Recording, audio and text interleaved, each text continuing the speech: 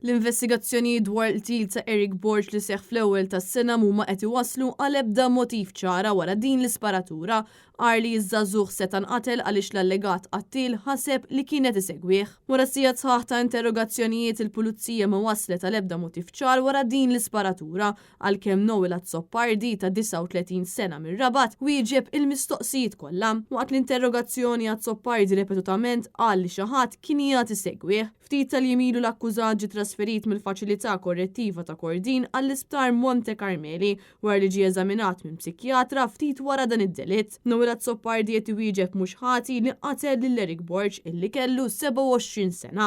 Azzopardi qed iwieġeb ukoll li mhux ħati li juża arma tan-nar għal att kriminali kif ukoll li għamel użu minn arma tan-nar f'distanza ta' 200 metru mill-pubbliku. Dan apparti li ġie mixxi jżamm arma u munizzjon f'residenza.